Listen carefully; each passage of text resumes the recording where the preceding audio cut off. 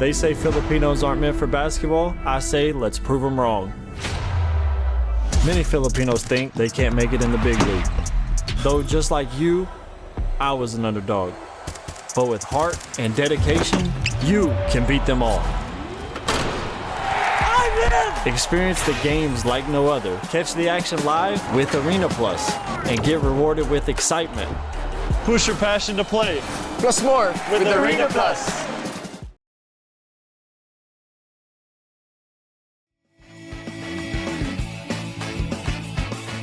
Ito ang number 1, 06.7 Energy FM.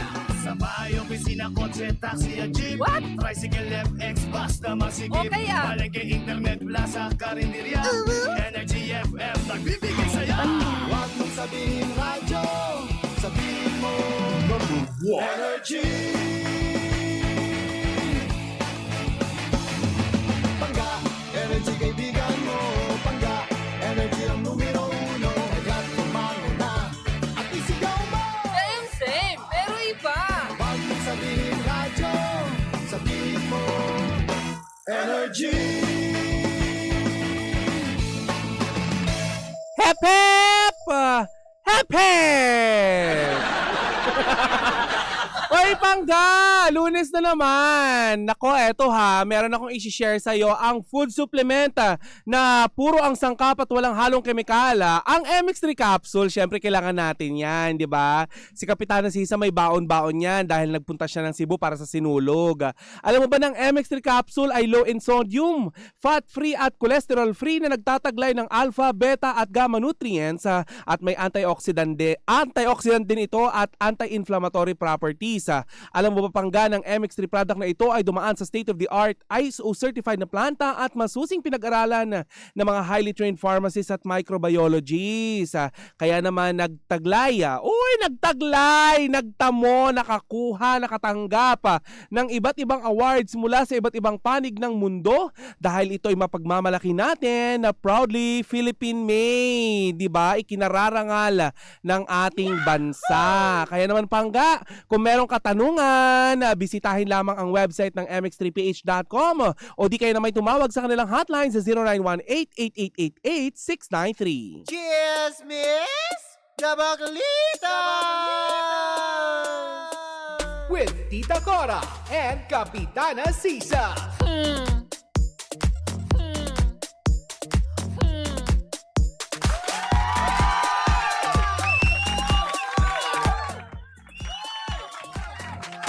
Same, pero we are number 106.7 Energy FM. Pangga, wag mong sabihin radyo, sabihin mo Magandang morning, Metro and Mega Manila. Good morning, Metro Cebu. Magandang umaga sa lahat ng ating mga Pangga na nagdiwang ng Sinulog Festival dyan sa Cebu, kung saan nariyan syempre ang ating Energy FM Regional Station. Syempre kasama din dyan ang Bingo Plus, Bingo sa Saya, plus sa Panalo. Ay, magandang umaga din sa lahat ng ating mga Pangga. Ayan nakaisa sa nagdiriwang ng Buling Festival dyan sa Pandacan, Manila. Ay kahapon wala tayo maparadahan dahil punong-puno ng nagdiriwang dyan sa amin sa Pandacan, Manila. Ay balita ko rin marami ang nasiyahan sa taon-taong ginaganap na lakbayaw dyan sa Tondo. Viva Pit Senior! Ika nga nila. Yan ang sigaw ng ating mga kababayang Katoliko. Magandang Lunes sa lahat ng ating mga mother! Sa lahat ng ating mga nanay na ngayon ay namomroblema dahil sa pagtaas ng bilihin, okay lang yan. Ang importante, merong papasok na income. Alam mo, parte na yan ng buhay natin. Yung unti-unting pagtaas ng mga bilihin Lalo na syempre nagbabago din ang lagay ng mga alam mo yung mga bilihin at yung mga climate, 'di ba? Yung ating klima. Kasabay ng pagbabago ng klima sa mundo, syempre nagkakaroon ng pagbabago sa mga presyo ng bilihin. Dahil syempre kakaunti ang demand lalo na pag nasisira ng bagyo at iba't iba pang problema sa iba't ibang panig ng mundo. Kagaya na lamang ng ating mga ng ating mga kababayan na namumroblema dahil sa pagkawala ng TikTok. 'Di ba? Sa iba't ibang panig ng Estados Unidos. Ay, nakakalungkot. Pero ganun pa man pangga, bibigyan muna kita ng pampa-good vibes dahil eto na ang balitaan sa mundo ng pampalakasan. Chika sa Arena!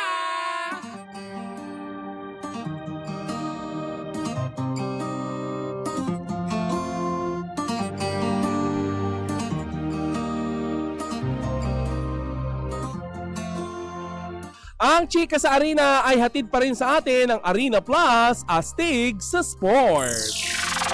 Magandang araw, ako po ang inyong Tita Cora at eto ang pinakahuling balita sa mundo ng palakasan. Sa PBA Season 49 Commissioner Cup, wagi ang Converge Fibers. Paano magkamalit na kapag balita? Fibers kontra Blackwater Bossing sa score na 129-109. Samantala panalo ang NLEX Road Warriors laban sa Phoenix Super LPG Fuel Master sa score na 108-94. Ay, nakakaloka. In fairness, congratulations ha. Congratulations sa Blackwater ha. In fairness. Kasi may pagkakataon pa silang bumawi. Dahil nga sila ay hindi nagwagi, syempre, mag-i-ignite yung kanilang power inside dahil mukhang medyo natulog-tulog ang kanilang mga kalamnan at hinayaan nila na magtagumpay ang Converge. Pero ganun pa man, sa ibang dako naman, sa 2025 AFC Women's Futsal Asian Cup Qualifiers ay hindi pinalad ang Team Philippines sa kanilang huling laban sa Group C matapos matalo kontra Australia. Ay, nakakalungkot naman yan, panggaano. Parte talaga ng sports at palakasan ang mga hindi nagtatagumpay, 'di ba?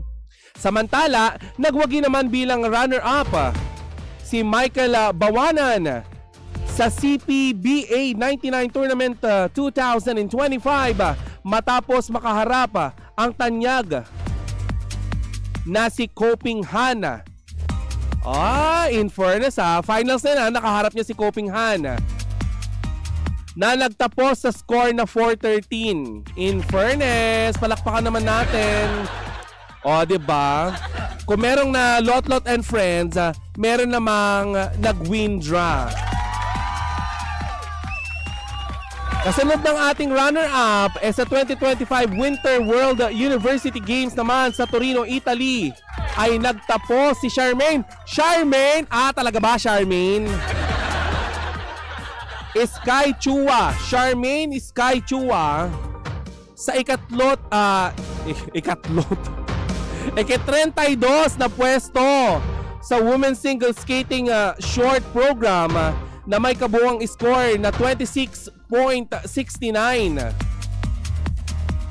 In fairness sa ating mga kababayan, sa PBA, syempre may mga nalolotlot. 'Di ba? May mga hindi nagtatagumpay. Pero karamihan sa ating mga kababayan ngayon na ipinapadala ng ating bansa sa mundo ng pampalakasan, ay nagtatagumpay. Good news yan, di ba? Hindi lang puro bad news. Hindi lang puro nakaka-bad vibes na mga balita. Kasi syempre ang mga Pinoy astig. Kagaya na lamang ng Arena Plus dahil sa Arena Plus, astig sa sports. Ang Arena Plus ay tinanghal na Best Sportsbook Operator for 2024 Sigma Asian Award kaastig mo ang Pinoy basketball sensation sa mundo ng PBA na si Scottie Thompson at ang Pinoy pride na umaariba naman sa mundo ng NBA, ang phenomenal film and basketball star na si Jordan Clarkson. At syempre mawawala ba naman ang newest ambassador endorser ng Arena Plus, si Austin Taylor Reeves. I-download na Pangga ang Arena Plus sa inyong App Store at Play Store. Siyempre, saan nyo pa ba i-download? Ilagay nyo yan sa inyong mga telepono dahil maaari kayo makapanood ng laban ng NBA at PBA sa arenaplus.ph. Dahil sa Arena Plus, astig sa sports. Reminder lamang Pangga that gaming is for 21 years old and above only. Keep it fun. Game responsibly. At yan ang kabuuan ng ating balitaan sa mundo ng pampalakasan. Dito pa rin sa Chika sa Arena. Hatid pa rin sa atin ng Arena Plus, astig sa sports.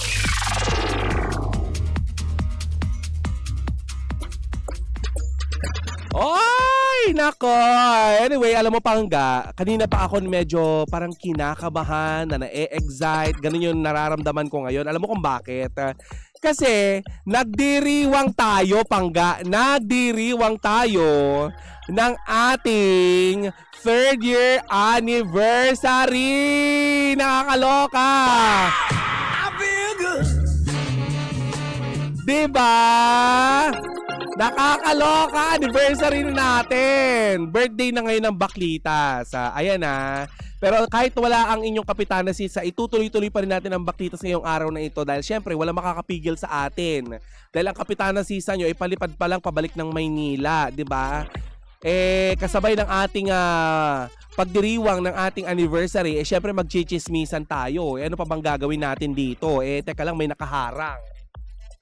Ayan, di para makita natin kung sino yung mga nasa comment section, 'di ba, ng ating programa ngayong araw na ito. Sa lahat ng ating mga panggaha na ngayon ay nakikiisa din sa atin dahil anniversary ngayon ng Baklitas, ay pwede kayo magtungo sa Facebook page ng Energy FM o kaya sa TikTok page ng Energy FM kung saan tayo ay naka-live upang nang sa ganun ay mapanood pa rin ninyo kami. Sa lahat ng mga nawalan ng TikTok, ayan, sa mga kababayan nating nasa ibayong dagat, ay pwede po kayo magpunta sa Facebook page ng Energy FM upang makiisa po at makasama namin kayo, makapiling namin kayo sa 3rd year anniversary ng Energy FM.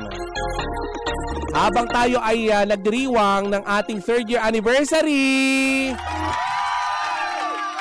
abay syempre chichismisan ko kayo dahil lumikha ng ingay pagkatapos ng murder mystery drama series ng GMA Network, ang Widow's War, na pinagbibidahan ni Bea Alonso at Carla Abellana nitong Biyernes. Naku, Friday na loka ako, bakla.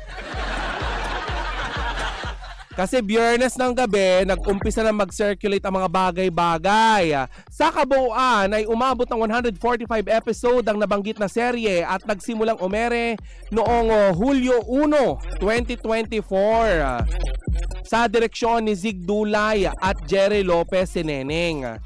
Marami ang natuwa sa ending ng serye, lalo na at talagang namang sinubaybayan ito ng ating mga kababayan, lalo na ang mga nakapanood ng episode 1. Nagulat din ang mga manonood pagkatapos na mamatay ang karakter ni Sam na ginagampanan ni Bea Alonso, matapos siyang takutin ni Rebecca na ginagampanan naman ni Rita Avila. Hindi si Rita Avila. Si Rita Daniela. Matapos siyang takutin ni Rebecca. Hindi si Rebecca, siya. Hi, Ma'am Becca! Ayan na ginagampanan ni Rita Daniela na magsuot siya ng maskara na mukha ni Paco. Ano ba yun? Nasyokan si ate mo, tapos najulog. Hindi raw ito ang tipikal na teleseryeng Pinoy na happy ending ang nangyayari. Sa kabilang banda ay nakatanggap naman ng puna. Neto na. Ang eksena nila ni Bea ay nako. Ano ko ba sasabihin? Pinuna ng mga netizen, actually nilait. Dahil kitang-kita at halatang-halata raw ang green screen na ito na kadalasang ginagamit sa mga fantasy serye. 'Diba? Kasi nga, yung eksena, parang nandun sila sa may malapit sa cliff. 'Diba? Alam niyo yung mga cliff? Yung cliff ng buhok, ganon. Yung cliff diving, mga ganon. Bakla kayo. Eh, yung sa may bangin, ganon. Nakatayo sila doon ni Carla, chikahan, pak, happy ending. Alam nyo naman na yung mga ganon. Words of wisdom, batuhan ng mga linyang makabagbag damdamin. Tapos maya-maya, nung umalis na si Carla, tapos sinabi niya na, sunod ka na sa cottage, chuchu barurot, kemerot barurot. Eto na, ba si Rita Daniela, nakamaskara. Pakak si Bea ate mo, nagulat, nahulog. Halatang green screen ate mo. Widow's War ex Encantadia daw. Sabi nga nitong itong si Jeff Tad. Mare, last Friday din ang last episode ng Labandera Feels sa ABS-CBN. Grabe po nung Friday yung Widow's War, sabi ni Edel. Alam mo, nakakapagtaka lang kasi ang direktor nito ay si Sid Dulay. Di ba si Sid Dulay ang gumawa ng Green Bones? Siya ang direktor, di ba? Ano nangyari? Direk! Paano? Alam nyo kasi dito, may gusto kong kunan ng komento eh. Kasi isa lang naman ang magaling mag-edit dito. Pwede ko bang tawagin? DJ Baby Toby, halika nga, ipaliwanag mo nga sa amin kung ano yung mga napansin mo doon. 'Di ba? Kasi siya yung marunong sa sa editing eh. 'Di ba? Kasi halatang-halata talaga ate mo na may mga shadow. Ayan, sana puntahan tayo ni DJ Baby Toby, no? Kasi magaling 'to mag-edit. Siya ang nakakaalam niyan. 'Di ba? No comment. Ay, di mo ba napapanood? Hindi mo daw niya napapanood. Mukhang kapamilya pinapanood niya. Mukhang ang pinapanood niya, alam mo, in fairness, hindi niya pa napapanood yon. Pero feeling ko isusunod niya. Alam niyo kung anong inuuna niya? Pulang araw. Kasi kapag tanghali, nakikita ko nanonood siya ng pulang araw sa Netflix. Di ba? Habang kami ay naka-break. Pero alam mo, Pangga, eto naisip ko. Kung hindi na green screen at hindi na halata si Bea Alonso, doon sa eksena na yun na naka-green screen sila ni Carla Avellana, hindi pag-uusapan ate mo eh. Pero kasi, viral eh, di ba? Kahit sabihin mo pa na tsakahan yung ibang tao, iba pa rin yung pinag-usapan ka kasi viral, di ba? Obvious po talaga yung green screen. Sabi ni Mario Palmera, lumabas ang dugo bago ang tunog ng pagbagsak.